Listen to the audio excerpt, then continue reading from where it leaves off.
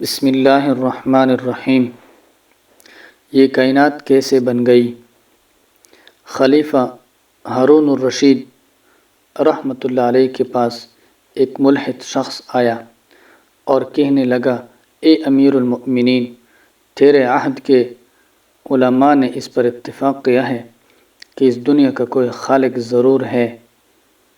ان میں سے جو عالم و فاضل ہو اسے یہاں حاضر ہونے کا حکم دیا جائے تاکہ میں آپ کے سامنے اس کے ساتھ بحث کروں اور ثابت کر دوں کہ دنیا کا کوئی بنانے والا نہیں۔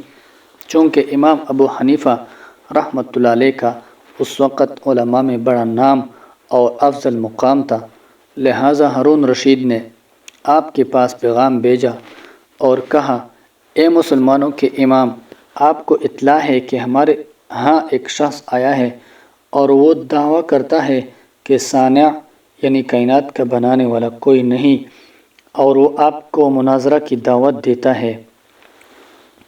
امام صاحب نے فرمایا، میں ظہر کے بعد آ جاؤں گا۔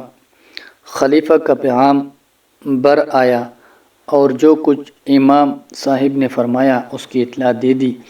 خلیفہ نے دوبارہ پیغام بھیجا۔ امام ابو حنیفہ رحمۃ اللہ علیہ اٹھے اور خلیفہ کے پاس آئے۔ ہارون رشید نے آپ کا استقبال کیا اور آپ کو ساتھ لایا اور مقام بلند پر جگہ دی۔ سب امراء رؤساء دربار میں جمع ہو گئے۔ ملحد نے کہا، اے ابو حنیفہ، آپ نے آنے میں دیر کیوں کر دی؟ امام صاحب نے جواب دیا، مجھے ایک عجیب بات پیش آئی اس لیے دیر ہو گئی۔ وہ یہ کہ میرا گھر دریائے دجلہ کے اس پار ہے۔ میں اپنے گھر سے نکلا اور دجلہ کے کنارے آیا تاکہ اسے عبور کروں۔ میں نے دجلہ کے کنارے ایک پرانی اور شکستہ کشتی دیکھی جس کے تختے بکھرے ہو چکے تھے۔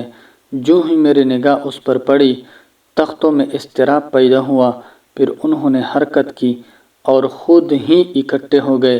ایک حصہ دوسرے حصے سے جڑ گیا اور بغیر کسی بڑھیا کے سالم کشتی خود بخود تیار ہو گئی۔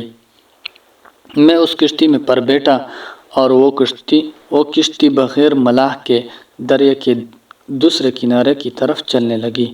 اس طرح میں نے دریا عبور کیا اور یہاں آ گیا۔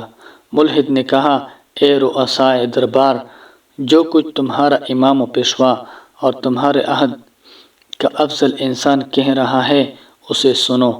کیا تم نے ایسی جھوٹی بات کبھی سنی ہے؟ شکستہ کشتی بغیر کسی کاریگر کے کبھی خود بھی بنی ہے اور بغیر ملاح کے خود بخود کبھی چلی ہے؟ یہ تو محض جھوٹ ہے۔ امام صاحب نے فرمایا، اے کافر مطلق، اگر کسی کاریگر یا بڑھیا کے بغیر کشتی از خود نہیں بن سکتی تو یہ کیسے ممکن ہے کہ عظیم کائنات خود بخود وجود میں آ جائے؟ اور جب کسی ملاح کے بغیر کشتی خود چل نہیں سکتی تو یہ کیسے سمجھ لیا جائے کہ نظام کائنات بغیر کسی چلانے والے کے خود بخود چل رہا ہے؟ فلسفے کی بحث کے اندر الہ ملتا نہیں، دوڑ کو سلجھا رہا ہے اور سرا ملتا نہیں۔ امام اعظم ابو حنیفہ رحمۃ اللہ علیہ کی اس علمی بصیرت اور عجیب استدلال سے جہاں اور لوگوں کا ایمان پکا ہوا، وہاں وہ ملحد و بے دین بھی راہ راست پر آ گیا اور اللہ تعالیٰ کی ذات وحدہ لا شریک کا دل سے قائل ہو گیا۔ سبحان اللہ۔